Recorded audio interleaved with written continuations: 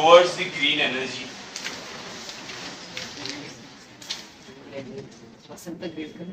ये चैप्टर इसका एक हिस्सा मतलब इसका जो इनिशियल इंट्रोडक्टरी पार्ट है वो हम लोगों ने चैप्टर नंबर 4 में पढ़े। Towards the green energy basically हम लोग को इस चैप्टर के अंदर बहुत सारे पावर प्लांट्स को पढ़ना है।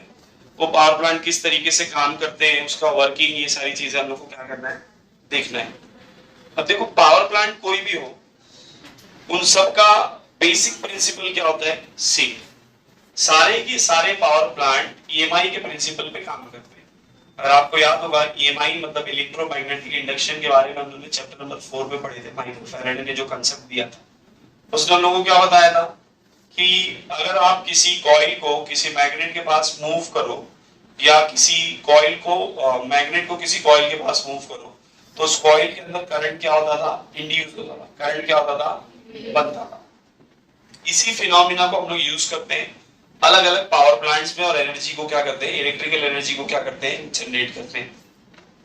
हर पावर प्लांट में एक टरबाइन होता है। टरबाइन मतलब ब्लेड होता है। जैसे आप लोगों ने बचपन में आते ना वो पढ़े थे कि हाइड्रो इलेक्ट्रिक पावर प्लांट में पानी ऐसा गिरता है और वो टरबाइन क्या होता है, रोटेट होता है और करंट क्या होता है, जनरेट होता है। अब हम लोगों को पता है कि टरबाइन अगर घूमेगा तो शाफ्ट क्या होगी, घूमेगी। टरबाइन से कौन कनेक्टेड है, शाफ्ट।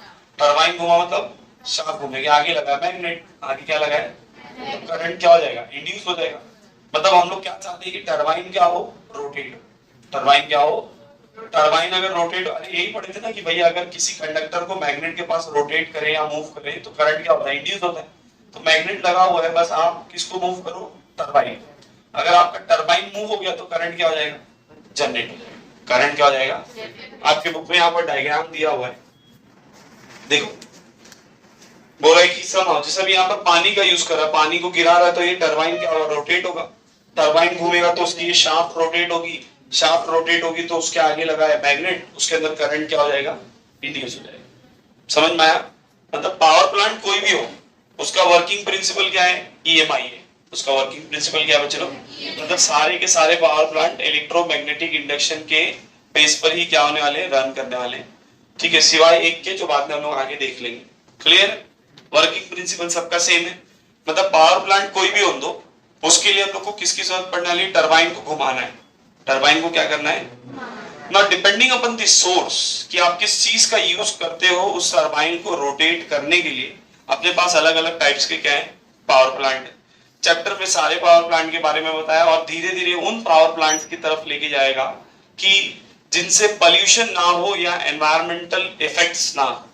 समझ में आ रहा है, ऐसे पावर प्लांट के बारे में, क्योंकि नाम ही है टुवर्ड्स ग्रीन एनर्जी, है ना। मतलब हम लोग को ऐसे पावर प्लांट की बात करना है जहां पर हम लोग पोल्यूशन नहीं क्रिएट करें। समझ में आया। तो पहला, सबसे पहला जो पावर प्लांट दिया है बच्चों अपने बुक में वो है थर्मल पावर प्लांट। कौन सा पावर प्लांट है, now what is thermal power plant. Thermal power plant basically बच्चों कोल पर चलने वाला पावर प्लांट। किस पर, इंडिया में majority electricity thermal power plant से जनरेट होती है। अराउंड 60% इलेक्ट्रिकल एनर्जी जो इंडिया में प्रोड्यूस होती है वो किससे बनती है, थर्मल पावर प्लांट। अलग अलग जगह पर पावर प्लांट है, महाराष्ट्र में, गुजरात में, ऐसे बहुत सारी जगह पर है। तो थर्मल पावर प्लांट से बेसिकली हम लोग इंडिया के अंदर मेजॉरिटी इलेक्ट्रिसिटी क्या करते हैं, जनरेट करते हैं। अब ये काम कैसे करता है तो उसके डायग्राम को मैं यहाँ पर ड्रॉ करते चलता हूँ।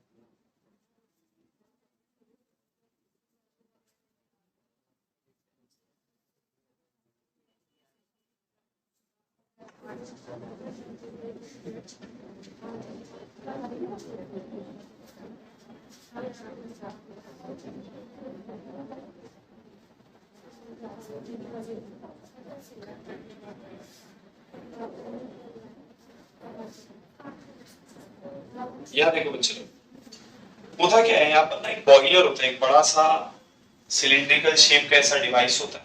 आप लोग अगर कभी उत्तरशी वगैरह जाएंगे तो आपको ऐसे रोड पर दिखते हैं बॉयलर्स, छोटे छोटे साइज में बहुत बड़े होते हैं। बेसिकली यहाँ पर हम लोग कोयले को क्या करते हैं, जलाते हैं। कोल को क्या करते हैं, बंद करते हैं। कोल को यहाँ पर जब आप बंद करेंगे तो कोल के अंदर से हीट एनर्जी निकलेगी, और यहाँ से एक पाइपलाइन गया है, यहाँ पे मैं पंप भी लगा देता हूँ।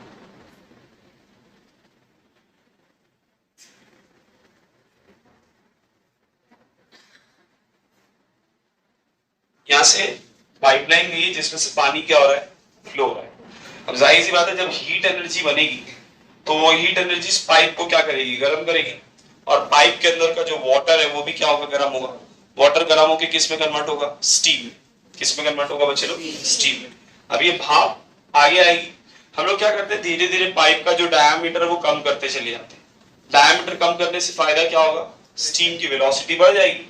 पानी बढ़ते टाइम याद है, पाइप का मुंह ऐसे दबा देते थे, एरिया कम करते थे, तो पानी की स्पीड क्या होती थी, ज्यादा। ऐसे जब आप इस जिस पाइप से स्टीम फ्लो हो रहा है उसका एरिया कम करते जाओगे तो स्टीम की वेलोसिटी क्या होती जाती है, बढ़ते चली जाती है।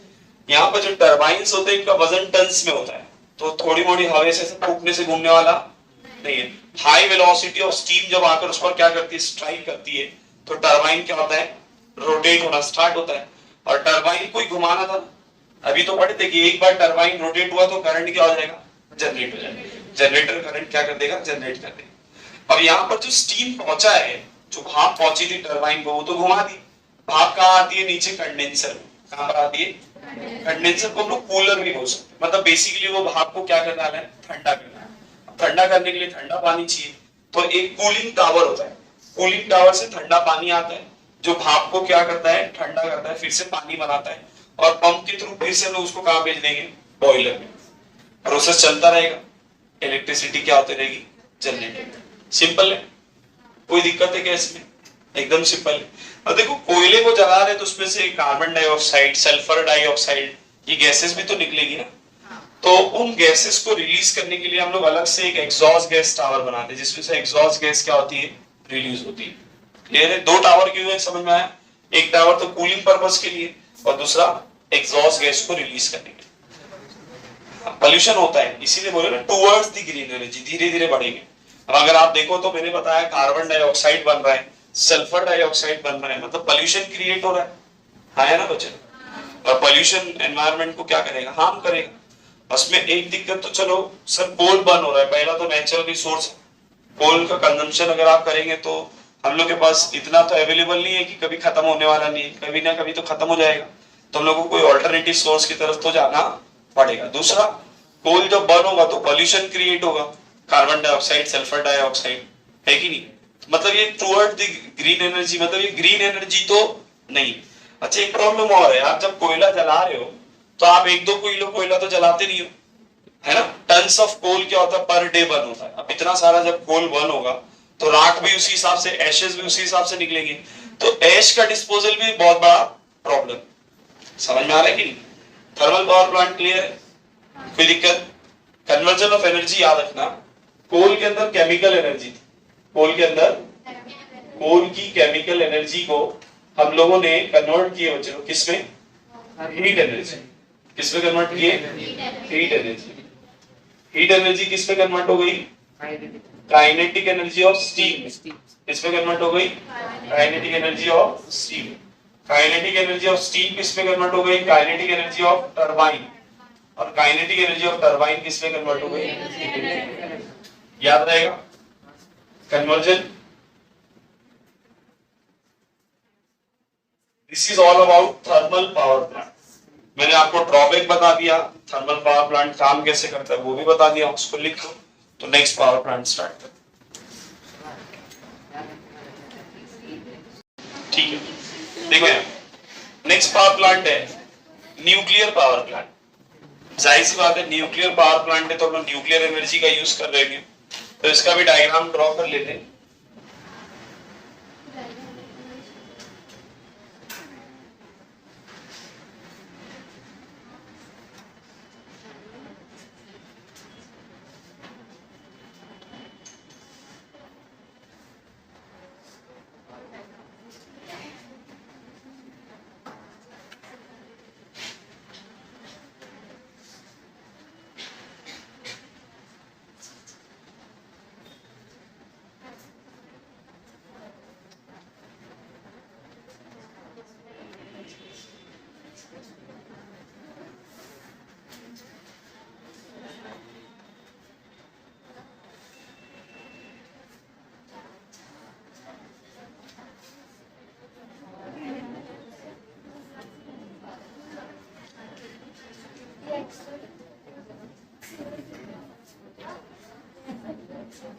यहाँ देखो, यहाँ पर भी ये साइड का हिस्सा ऑलमोस्ट सेम ही है पूरा, चेंजेस सिर्फ यहाँ पर है। क्योंकि एक न्यूक्लियर रिएक्टर है बच्चों, तो इसको हम लोग एक सील क्लोज कंटेनर में रखते हैं, कार्बन की पूरी लाइनिंग लगी होती है ताकि रेडिएशंस बाहर ना आ सके। ये कार्बन की लाइनिंग है, ठीक है। इसको बोलते हैं न्यूक्लियर रिएक्टर, जहां पे एक्चुअली में रिएक्शन होने वाला है, तो बाद में देखेंगे। ये न्यूक्लियर रिएक्टर, और इसको बोलते हैं लोग कंट्रोल रॉड्स। क्या बोलते हैं इसको? रॉड्स है। और ये है बॉयलर, ये क्या अपना बॉयलर, जहां से पाइपलाइन गई हुई है। होता क्या है बच्चों, यहाँ पर हम लोग जो एनर्जी जनरेट करते हैं वो न्यूक्लियर फ्यूजन से होती है। किससे जनरेट होती है? न्यूक्लियर फ्यूजन से। एक्चुअली हम लोग इसके अंदर एक आइसोटोप यूज करते हैं यूरेनियम का, यूरेनियम 235। किसको यूज करते हैं हम लोग? यूरेनियम 235। यूरेनियम का एक आइसोटोप है, इसके अंदर एक न्यूट्रॉन को बॉम्बार्ड करते हैं। बॉम्बार्ड करने का मतलब उसके ऊपर न्यूट्रॉन को फेंकते हैं हाई वेलोसिटी से, कि उसके न्यूक्लियस के अंदर वो न्यूट्रॉन चली जाए। और जैसे ही उसके अंदर आप एक न्यूट्रॉन को ऐड करोगे तो ये किस में कन्वर्ट हो जाएगा? यूरेनियम 236 में। किस में कन्वर्ट हो जाएगा? 235 ना, आपने न्यूट्रॉन को ऐड किए, जिसकी वजह से वो किस में कन्वर्ट हो गया? यूरेनियम 236 में। बट ये यूरेनियम 236 हाईली अनस्टेबल है, इस फॉर्म में वो रह नहीं सकता। तो जैसे ही 236 बनता है, ये फौरन टूट जाता है दो चीजों में, बेरियम में और क्रिप्टन। बेरियम और क्रिप्टन। और जब टूटता है तो टूटने से एनर्जी निकलती है 200 मेगा इलेक्ट्रॉन वोल्ट की। कितने की? 200 मेगा इलेक्ट्रॉन वोल्ट। 236 था, 236 में रह नहीं सकता, फौरन टूट जाएगा। किसमें? बेरियम और क्रिप्टॉन में। साथ ही साथ 200 मेगा इलेक्ट्रॉन वोल्ट की एनर्जी निकलेगी, और 3 नए न्यूट्रॉन भी क्या होंगे? रिलीज होंगे। अब ये 3 नए न्यूट्रॉन किधर जाएंगे?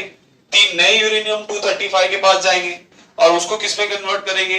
यूरेनियम 236 में। वहां से फिर वो टूटेगा, फिर एनर्जी जनरेट होगी, और फिर वहां से 9 न्यूट्रॉन निकलेंगे। 1 से 3 निकल रहे हैं ना, तो 3 से कितने निकलेंगे? वो जयो वाली सीन हो जाती है, एक को बोलो 3 की मदद करें। तो ये रिएक्शन चलते रहेगा। ये रिएक्शन क्या होगा? इसीलिए आपको इस रिएक्शंस को क्या करना पड़ता है? कंट्रोल करना पड़ता है। इसीलिए यहाँ पर क्या दी गई है? Control rods. आप कंट्रोल रॉड को डिप कर दो, इलेक्ट्रॉन्स जो अपना प्रोसेस है वो क्या आ जाएगा? बंद हो जाएगा। समझा कि भाई? कंट्रोल रॉड का काम समझ में आया? रिएक्शन को क्या करना है? कंट्रोल करना है, नहीं तो एनर्जी इतनी ज्यादा बनेगी कि वो बहुत ज्यादा प्रॉब्लमेटिक हो जाएगी। समझ में? तो आप बोलेंगे सर ये तो बड़ा ही अच्छी चीज है, इसको यूज करना चाहिए, एनर्जी भी खूब मिलेगी।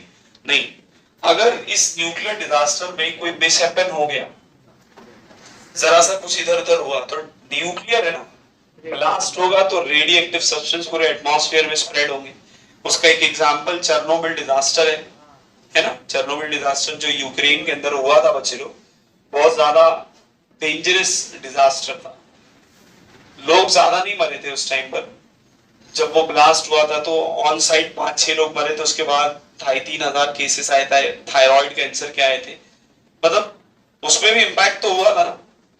तो न्यूक्लियर डिजास्टर बहुत डेंजरस होता है। पहली चीज, कोई अगर जरा सा भी इधर उधर हुआ तो न्यूक्लियर रिएक्टर है। अब आप सोचो, मैं बोल रहा हूं कि यहाँ पर न्यूक्लियर फ्यूजन हुआ। फ्यूजन बोलते हैं टूटने को।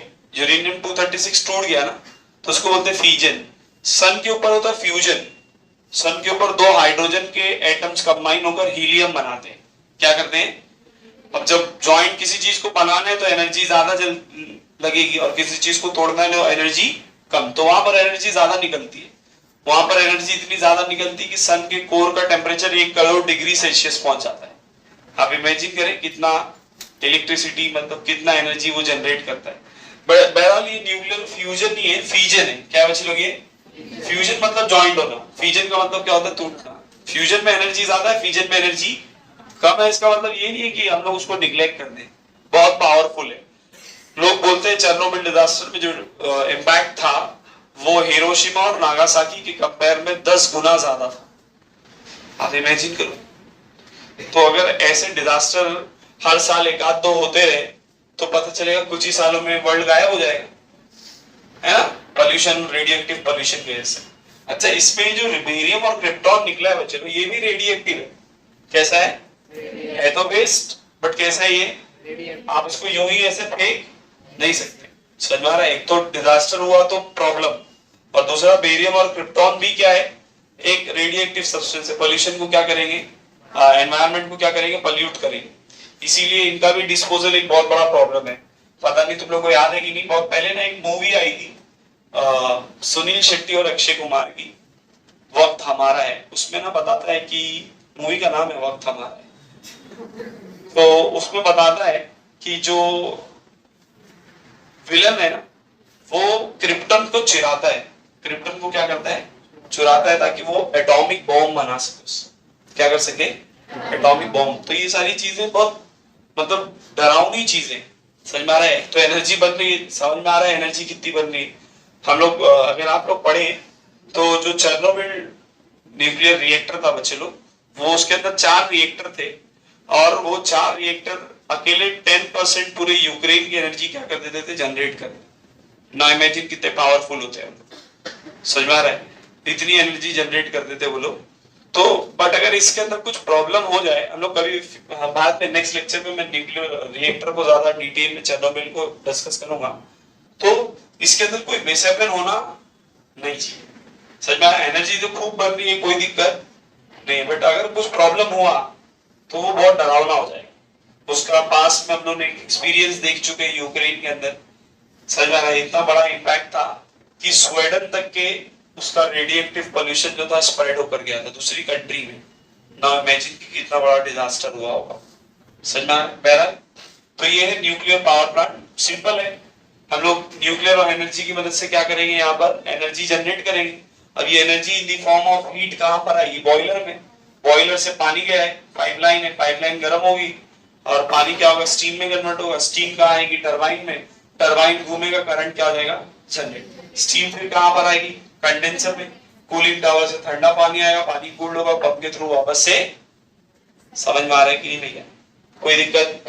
अच्छा, कन्वर्जन ऑफ एनर्जी भी लिख देते हैं। हम लोग के पास न्यूक्लियर एनर्जी थी, कौन सी एनर्जी थी बच्चे लोग, हम लोग ने उसको किसमें कन्वर्ट किए, हीट एनर्जी। किसमें कन्वर्ट किए, हीट एनर्जी। वो हीट एनर्जी किसमें कन्वर्ट हो गई, काइनेटिक एनर्जी ऑफ स्टीम में। और काइनेटिक एनर्जी ऑफ स्टीम किसमें कन्वर्ट हो गई, काइनेटिक एनर्जी ऑफ टरबाइन में। और काइनेटिक एनर्जी ऑफ टरबाइन किसमें कन्वर्ट हो जाएगा,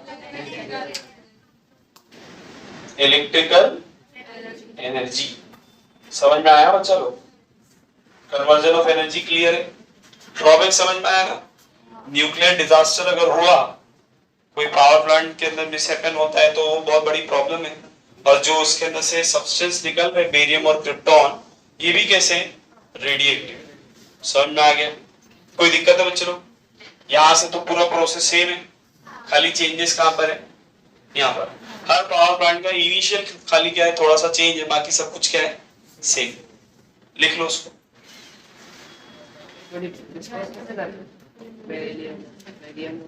पावर प्लांट है नेचुरल गैस पावर प्लांट। अब ये क्या है, इसको भी थोड़ा ध्यान से देखो, ये बहुत आसान है। पहले तो बात करते हैं कि नेचुरल गैस है क्या।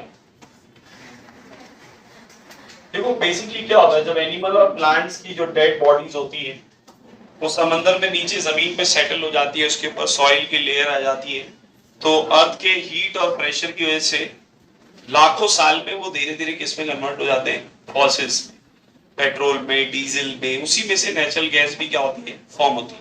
जब आप समुद्र में से पेट्रोल और डीजल को निकालते हो, एट दैट टाइम हम लोग वहां से नेचुरल गैस को भी क्या करते हैं, एक्सट्रैक्ट करते हैं। उसमें सीएनजी आता है, उसमें एलपीजी आता है। समझ में आ रहा है? ये सारी चीजें किस में आती है बच्चे लोग, नेचुरल गैस में।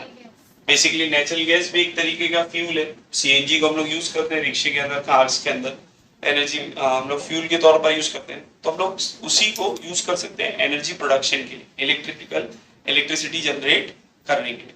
बेसिकली यहाँ पर क्या होता है, नेचुरल गैस पावर प्लांट में एक एडिशनल चीज होती है जिसको हम लोग बोलते हैं कॉम्प्रेसर। क्या बोलते हैं, कॉम्प्रेसर क्या करता है, कॉम्प्रेस एयर को भेजता है। कंप्रेसर से फायदा ये हो जाता है, जब एयर कंप्रेस होती है तो फ्यूल की जो बर्निंग एफिशिएंसी होती है वो बढ़ जाती है। आप लोग देखो सीएनजी जो भरवाते हैं ना, वो प्रेशर पर फील होता है। किस पे फील होता है, प्रेशर से भरते हैं उसको। लो प्रेशर पे भरेंगे तो चार्जेस कम होता है, हाई प्रेशर पे भरेंगे तो चार्जेस क्या होता है, ज्यादा।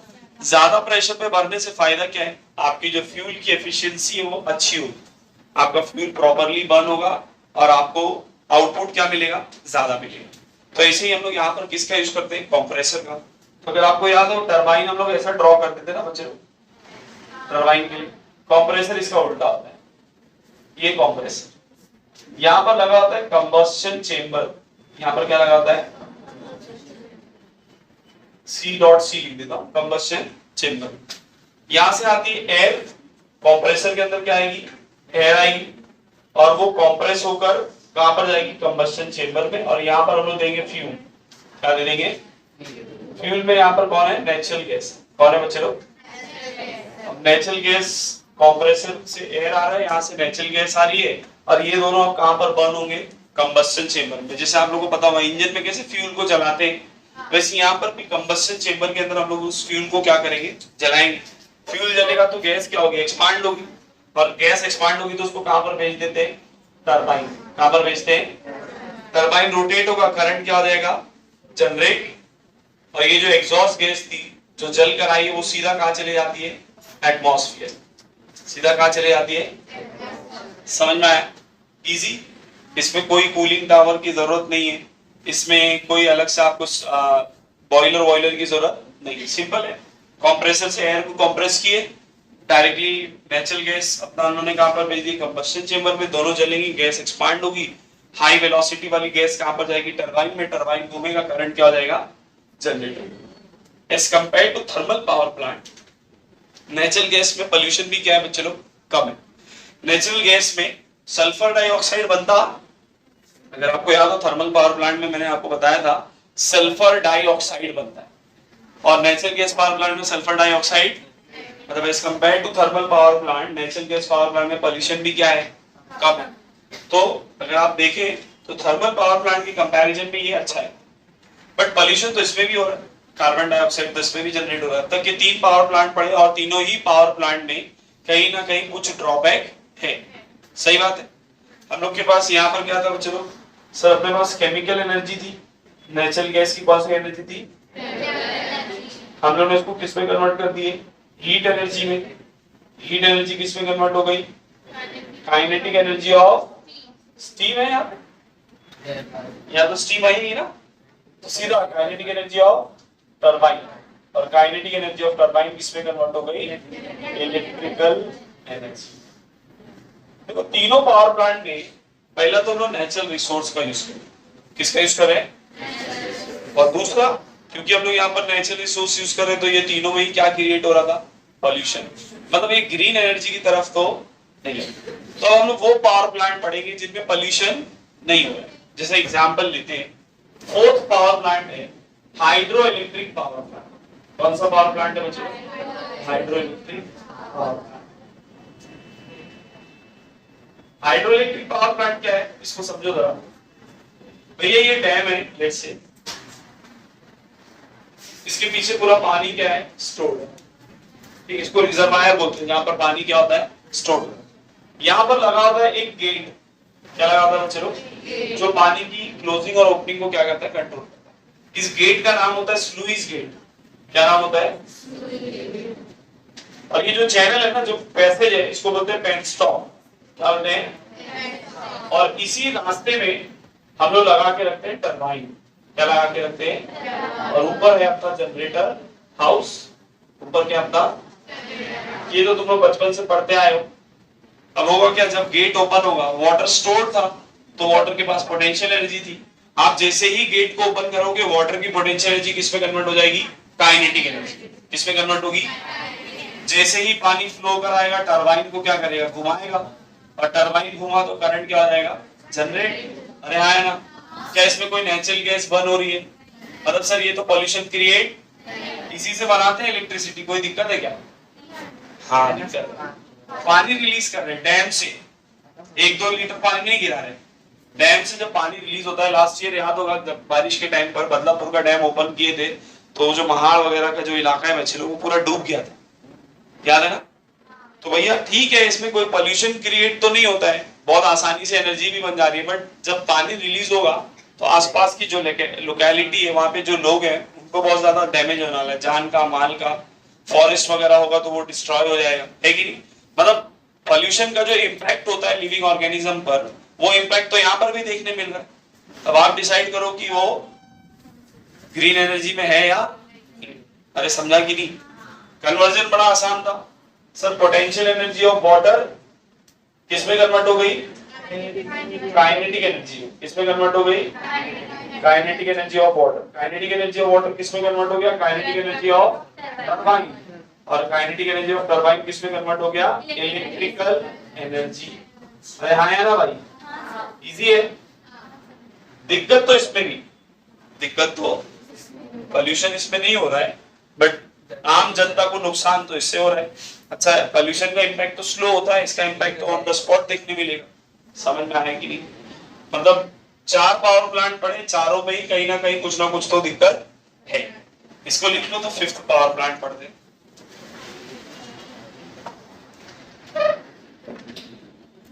चलो यहाँ देखो, नेक्स्ट पावर प्लांट है बच्चों, विंड पावर प्लांट। इसके बारे में तो उन्होंने बचपन में पढ़े भी थे, है ना? ये सबसे आसान पावर प्लांट है। बेसिकली हम लोग क्या करते हैं, ब्लेड्स होते हैं और उन ब्लेड्स को हम लोग क्या करते हैं, रोटेट करवाते हैं। यहाँ पर लगाते हैं गियर बॉक्स। क्या लगाते हैं बच्चे लोग? गियर बॉक्स इस शाफ्ट के घूमने की स्पीड को क्या कर देता है, बढ़ा देता है। शाफ्ट ज्यादा स्पीड से घूमेगा तो करंट भी क्या होगा, ज्यादा जनरेट होगा। और यहाँ पर फिर लगाते हैं हम लोग जनरेटर। क्या लगाते हैं? और करंट क्या हो जाता है, जनरेट हो जाता है। सिंपल है। काइनेटिक एनर्जी ऑफ विंड जो है वो कन्वर्ट होती है काइनेटिक एनर्जी ऑफ ब्लेड में, अब वो कन्वर्ट होगी kinetic energy of gearbox. Turbine बोलो, टरबाइन रोटेट हुआ, गियरबॉक्स के बाद टरबाइन आएगा, टरबाइन रोटेट हुआ, करंट क्या आ जाएगा, जनरेट हो जाएगा ना। ज्योग्राफिकल एरिया के हिसाब से कि वेलोसिटी विंड की कितनी है, अलग अलग साइज के पावर प्लांट होते हैं। जैसे अगर आपके पास ज्यादा वेलोसिटी नहीं है तो हम लोग जो पावर प्लांट कंस्ट्रक्ट करेंगे विंड पावर प्लांट, वो भी क्या होगा, छोटा होगा। जैसे एक एग्जांपल देता हूं कि आप अपने यहाँ पर कहीं पर विंड पावर प्लांट अगर लगाए तो हम लोग को पता है कि यहाँ पर बिल्डिंग्स बहुत ज्यादा है सर, ऑब्स्टेकल्स बहुत ज्यादा होंगे, तो हम लोग क्या करते हैं, छोटे मोटे पावर प्लांट्स लगाते हैं। 1.5 मीटर प्लेट की साइज होती है, कितना, 1.5 मीटर, जो एनर्जी जनरेट करते हैं तकरीबन 2 किलोवाट। कितना जनरेट करते हैं, 2 किलोवाट के आसपास, मतलब 2000 वाट एनर्जी लोग क्या करते हैं, आपको जनरेट करके दे सकते हैं। बट अगर आपके पास स्पेस है, जगह बहुत अच्छी है, फार्म वगैरह है आपके पास, या पहाड़ पर अगर आप क्रिएट लगा रहे हो, तो जाहिर सी बात है वहां वेलोसिटी क्या होती है, ज्यादा होती है। तो हम लोग वहां पर बड़े बड़े साइज के ब्लेड्स लगाते हैं, अराउंड 50 मीटर्स के साइज होती है। तो हम लोग को तकरीबन 2000 किलोवाट एनर्जी क्या करते हैं, जनरेट करके देते हैं, 2000 किलोवाट। और अगर और ज्यादा, जैसे सी शोर है, समंदर का किनारा है, तो वहां वेलोसिटी बहुत तेज है, तो हम लोग वहां पर लगा देते हैं 100 मीटर ब्लेड की साइज, जो अपने को 6000 से 7000 किलोवाट एनर्जी क्या करते हैं, जनरेट करके देते हैं। सिंपल, कुछ भी नहीं करना है, इलेक्ट्रिसिटी अपने आप जनरेट होगी, खाली विंड चलते रहेगी, आपकी एनर्जी क्या हो जाएगी, जनरेट हो जाएगी। बट इसमें ड्रॉबैक ये है ना कि हम लोग हमेशा तो हवा फ्लो नहीं होगी ना, मतलब कंटिन्यूअस बेसिस पर आप इलेक्ट्रिसिटी जनरेट नहीं कर सकते, बस यही ड्रॉबैक है। वरना इसमें कोई हम लोग ने नेचुरल रिसोर्स को बंद नहीं किए, कोई पोल्यूशन नहीं होने वाला है कि नहीं, सारी चीजें फायदेमंद ही है, बट सर कंटिन्यूअस बेसिस पे एनर्जी जनरेट नहीं कर सकते। तो what is the another option? तो लास्ट ऑप्शन बचता है बच्चे लोग कि आप किसका यूज करें, सोलार एनर्जी का यूज करें। किसका यूज करें, सोलार, सन से जो एनर्जी आ रही है उसका यूज करें। हम लोग उसको दो तरीके से यूज कर सकते हैं, एक सोलार फोटोवोल्टिक सेल के टर्म्स में और एक सोलार पावर प्लांट के टर्म्स में। सोलार फोटोवोल्टिक सेल और दूसरा क्या है, सोलार पावर प्लांट। दूसरा क्या है, सोलार पावर। पहले सोलार फोटोवोल्टिक सेल की बात करें। सोलार फोटोवोल्टिक सेल एक स्पेशल टाइप का सेल है बच्चे लोग, जिसके ऊपर जब सनलाइट फॉल होती है ना, तो वो डायरेक्टली इलेक्ट्रिसिटी क्या करता है, जनरेट करके देता है। लास्ट ईयर याद होगा एग्जीबिशन में हम लोग ने सोलार पैनल से इलेक्ट्रिसिटी जनरेट किए थे, बच्चे लोग ने सोलार पैनल लाए थे, बल्ब ऐसे जला के इलेक्ट्रिसिटी जनरेट कर रहे थे। तो बेसिकली सोलार फोटोवोल्टिक सेल क्या करता है, जब उसके ऊपर सनलाइट फॉल होती है तो वो इलेक्ट्रिसिटी जनरेट कर देता है डायरेक्ट, कोई टरबाइन वर्बाइन की जरूरत नहीं। समझ में आ रहा है? अगर आपके पास एक छोटा सा सोलार सेल है, छोटा, जिसकी size let's say 1 centimetre square का उसका साइज है, साइज कितनी उसकी, तो ये छोटा सा सेल आपको 0.5 वोल्ट और 3 मिली एम्पियर करंट क्या करता है, जनरेट करके दे देता है। बट आप बोलिए सर इतने से तो कुछ बनने वाला है, तो आप साइज अगर बढ़ा दो, वैसे आप अगर 100 सेंटीमीटर स्क्वायर ले लो, कितना साइज कितना हो गया 100 सेंटीमीटर, तो आपका वोल्टेज उतना ही रहेगा 0.5 वोल्ट, बट करंट बढ़ जाएगा 3 एम्पियर का हो जाएगा, कितना हो जाएगा, वोल्टेज बदलने वाला। इसी बात याद रखना कि जो वोल्टेज होता है वो साइज ऑफ सेल पर डिपेंड नहीं करता। ये एमसीक्यू में पूछ सकता है, does voltage depend upon the size of cell in solar cell? नहीं, सोलर सेल के साइज से कोई लेना देना, अब 100 का बनाओ या 1000 का बना दो, वोल्टेज उतना ही जनरेट होगा। आप बोलेंगे सर मेरे को तो हाई वोल्टेज डिवाइस भी लगते हैं, घर में 230 वोल्ट आ रहा है, मेरे घर में बहुत सारे ऐसे डिवाइस है, तो फिर हम लोग क्या करें? तो लोग सीरीज और पैरेलल कनेक्शन दे के सेल को हम लोग अपना रिक्वायर्ड अमाउंट ऑफ करंट और रिक्वायर्ड अमाउंट ऑफ वोल्टेज क्या कर सकते हैं, जनरेट कर सकते हैं। जैसे मैं क्या बोल रहा हूं, अगर आप सीरीज कनेक्शन देते हैं बच्चे लोग, सेल को कौन सा कनेक्शन देते हैं, सीरीज कनेक्शन। ये जो सेल है इसको हम लोग क्या बोलते हैं, सोलर फोटोवोल्टिक सेल। याद है 10th स्टैंडर्ड में मैंने आपको बताया था 9th में, register connected in series and register connected in parallel. तो जब आप सीरीज में ज्वाइन करते हैं ना, तो वोल्टेज ऐड होता है। वोल्टेज क्या होता है, से मान लो ये 0.5 वोल्ट का है, ये 0.5 वोल्ट का है, ये 0.5, तो टोटल कितना वोल्ट हो जाएगा 1.5। अरे समझा कि नहीं? अब आप पैरेलल सीरीज कनेक्शन देके क्या कर सकते हो, required amount of voltage generate कर सकते हो। जैसे आप बोले सर मुझे 230 वोल्ट चाहिए, कितना चाहिए, तो आप 460 सेल को क्या करो, सीरीज में ज्वाइन कर दो, तो उसका आधा कितना होगा, 0.5 दे रहा है ना, तो आपको कितना दे देगा, 230 वोल्ट दे देगा। अरे समझ में नहीं आया? अच्छा, अगर आपको करंट बढ़ाना है, क्या करना है, तो आप उसको पैरेलल कनेक्शन दे दो। कैसा कनेक्शन दे दो बच्चे लोग, पैरेलल, ऐसा पैरेलल कनेक्शन देने से करंट क्या हो जाएगा, बढ़ जाएगा। जैसे ये 3 मिली एम्पियर थे, कितने थे, तो ये कितना हो जाएगा 9 मिली एम्पियर, कितना हो जाएगा, वोल्टेज उतना ही रहेगा। जैसे ये सब 0.5 वोल्ट के, तो आपको वोल्टेज कितना मिलेगा 0.5। अब ये सब करंट कितने थे 3 मिली एम्पियर के, तो करंट कितना मिलने वाला है 3 मिली एम्पियर ही मिलेगा, बट वोल्टेज कितना मिलेगा 1.5। यहाँ पर करंट कितना हो जाएगा 9 और वोल्टेज कितना रहेगा 0.5। तो इस तरीके से सीरीज और पैरेलल कनेक्शन देकर हम लोग रिक्वायर्ड अमाउंट ऑफ करंट और रिक्वायर्ड अमाउंट ऑफ वोल्टेज क्या कर सकते हैं, जनरेट कर सकते हैं। कुछ भी नहीं करना है, सनलाइट फॉल होगी, इलेक्ट्रिसिटी क्या हो जाएगी, जनरेट। अपने जो सोलर पैनल्स होते हैं बेसिकली वो क्या है, सनलाइट फॉल होती है, वो इलेक्ट्रिसिटी जनरेट करके देते हैं। और आप देखो आजकल जो मॉडर्न सोसाइटीज बनती है, उनके अंदर आपको टेरेस के ऊपर दिखेगा हर जगह सोलर पैनल लगे रहते हैं, अच्छी खासी इलेक्ट्रिसिटी जनरेट करके देते हैं। आप लोग शंग्रीला रिजॉर्ट जाएंगे तो वहां पर देखो, वहां पर पूरे रिजॉर्ट के अंदर उन्होंने टॉप पर क्या लगा के रखे, सोलर पैनल्स। वो वहां पर इवेंट्स भी होते हैं ना रात में, तो बोलते हैं कि रात की जो लाइटनिंग का खर्चा होता है वो निकल जाता है उससे, बच गया ना भाई। समझ में आ रहा है कि नहीं? तो बोलने का मतलब ये है बच्चे लोग कि अगर आपके पास सेल है, क्या है आपके पास, आप उसको सीरीज कनेक्शन दे दो। क्या कनेक्शन दो, तो ये आपको देगा मॉड्यूल। क्या देगा, मॉड्यूल। मॉड्यूल को अगर हम सॉरी स्ट्रिंग देगा, क्या देगा, स्ट्रिंग है ना, सही बोल रहा हूं, चेक कर लो मैं थोड़ा सा, मॉड्यूल बराबर सेल है। अगर आप उसको सीरीज कनेक्शन देंगे तो आपको क्या देगा, मॉड्यूल। मॉड्यूल को अगर आप सीरीज कनेक्शन देते हैं तो ये आपको देगा स्ट्रिंग। क्या देगा, और अगर आप स्ट्रिंग को पैरेलल कनेक्शन देते हैं तो ये आपको देगा एरे।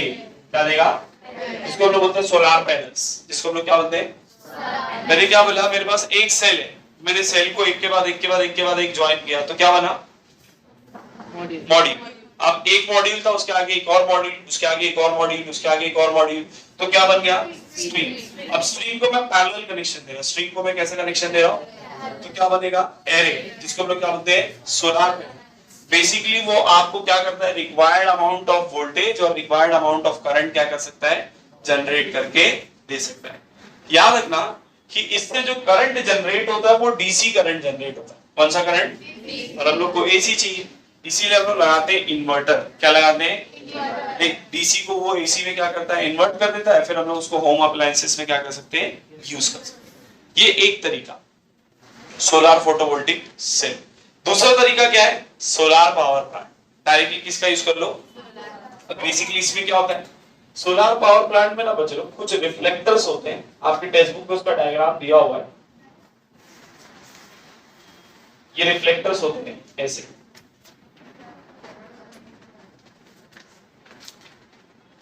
और यहां से पाइप फ्लो हुआ है, देख ऐसे दिखते हैं रिफ्लेक्टर्स, ऐसे शेप के, कॉनकेव शेप याद है ना, ऐसे शेप के। हम लोगों ने 9th स्टैंडर्ड में पढ़े थे, लाइट टकराकर एक पॉइंट पर क्या होती है, मीट होती है, तो उस पॉइंट से हम लोग किसको पास किए, पाइप। अब जाहिर सी बात है सनलाइट टकरा रही है और सब कहां जा रही है, पाइप पर। पाइप पर जा रही है मतलब पाइप गर्म होगा, पाइप गर्म होगा तो उसके अंदर का पानी भी क्या होगा, गर्म होगा। पानी गर्म होगा तो किस में कन्वर्ट होगा, स्टीम में। स्टीम कहां पर आएगा, टरबाइन। स्टीम कहां पर आएगा, टरबाइन में आएगा, तो करंट क्या आ जाएगा, जनरेट। करंट क्या आ जाएगा बच्चे लोग, टरबाइन से स्टीम कहां पर आएगा, कंडेंसर में, और कंडेंसर में कूलिंग टावर से क्या आएगा, ठंडा पानी। अरे आए ना, कि कूलिंग टावर है, वहां से ठंडा पानी आएगा, कंडेंसर को क्या करेगा, स्टीम को कूल करेगा, फिर से पानी बनाएगा। यहाँ पर पंप लगा देते हैं और यहाँ पर फिर से पंप के थ्रू हम लोग क्या करेंगे, उसको भेज देंगे। अरे समझ में आ रहा है कि नहीं, इजी। रिफ्लेक्टर लगे, सनलाइट टकराएगी, सारे पॉइंट को, सारी लाइट को एक पॉइंट में बीट कराएगी, उस पॉइंट से हम लोगों ने क्या पास करके रखे, पाइप। पाइप गर्म होगा, पाइप के अंदर का पानी गर्म होगा, पानी गर्म होगा तो कन्वर्ट होगा स्टीम में, स्टीम आएगी, टरबाइन रोटेट होगा, टरबाइन को घुमा देगी, टरबाइन रोटेट होगा, करंट क्या हो गया, टरबाइन से स्टीम कंडेंसर में, कंडेंसर में कूलिंग टावर से ठंडा पानी आएगा, स्टीम वापस से भाप पानी के फॉर्म में आएगा, पंप उसको वापस से क्या कर देगा, भेज देगा। कोई इलेक्ट्रिसिटी जल रही, अरे इलेक्ट्रिक बोल रहा हूं, कोई नेचुरल रिसोर्सेज जल रहा, कोई पोल्यूशन हो रहा, इलेक्ट्रिसिटी जनरेट हो रही है ना, अरे हाँ है ना भाई, कोई दिक्कत। देखो इसमें दिक्कत ये है, जब हम लोग सोलार फोटोवोल्टिक सेल पढ़े हैं, सब सनलाइट हमेशा अवेलेबल नहीं, तो आप एनर्जी बना के स्टोर कर सकते हो। बहुत सारी ऐसी कंट्रीज होती है जहां पर 6-6 महीना सनलाइट अवेलेबल, तो वहां पर सोलार पावर प्लांट पर ही डिपेंडेंट रहना पॉसिबल नहीं। बट हम लोग देख रहे हैं कि ये ऑल्टरनेटिव सोर्स है, ये ग्रीन एनर्जी है, विंड हो गया है, या फिर आप इसको एग्जांपल ले ले, सोलार को एग्जांपल ले, ये सब के अंदर कोई पोल्यूशन हो रहा नहीं। अच्छी बात ये आपको जाननी चाहिए कि इंडिया वर्ल्ड की ऐसी कंट्री है जिसके अंदर 15% इलेक्ट्रिकल एनर्जी ग्रीन एनर्जी पर जनरेट होती है as compare to other countries. आपके बुक में एक टेबल दिया हुआ है लास्ट में, यहाँ पर देखो, वर्ल्ड में बाकी कंट्रीज 6% इलेक्ट्रिकल एनर्जी किससे जनरेट करते हैं, रिन्यूएबल सोर्स से, और हम लोग कितना जनरेट कर रहे हैं, 15.7। So proud to be Indians. कुछ अच्छा काम भी हम लोग ने किए, रिन्यूएबल सोर्स ऑफ एनर्जी का हम लोग यूज करते हैं as compare to other countries, हम लोग ज्यादा यूज करते हैं। बट अगर आप उसी टेबल को ध्यान से देखो तो हम लोग की 60% इलेक्ट्रिकल एनर्जी किससे जनरेट हो रही है, कोल से। मतलब हम लोग नेचुरल रिसोर्सेज पे बहुत ज्यादा बर्डन क्रिएट करके रखे। नियर फ्यूचर अगर हम लोग अल्टरनेटिव सोर्स जनरेट नहीं करें तो शायद फिर क्या होगा, हम लोग लैक ऑफ इलेक्ट्रिसिटी के उसमें आ जाए। हम लोग ने बीच में सुने हैं बहुत बार कि कोल का कंजम्पशन कम हो गया था, मतलब कोल जो था वो कम हो गया था, तो बोले थे कि इलेक्ट्रिसिटी को क्या करना पड़ेगा, कट करना पड़ेगा, रिड्यूस करना पड़ेगा। याद आ रहा है कि नहीं भाई, अभी बीच में सुनेंगे। तो कोल से हम लोग को बर्डन को क्या करना पड़ेगा, हटाना पड़ेगा। अब कोल को हटा के फिर बोले सब नेचुरल गैस पे चलाते, नहीं, आप उस पर चलाओ, उसको ग्रीन एनर्जी इस पर चलाओ। समझ में आया? पावर प्लांट क्लियर है सारे, इजी चैप्टर है। एक पावर प्लांट अच्छे से पढ़ लो, सारे पावर प्लांट क्या हो जाएंगे। This is all about this chapter. Thank you.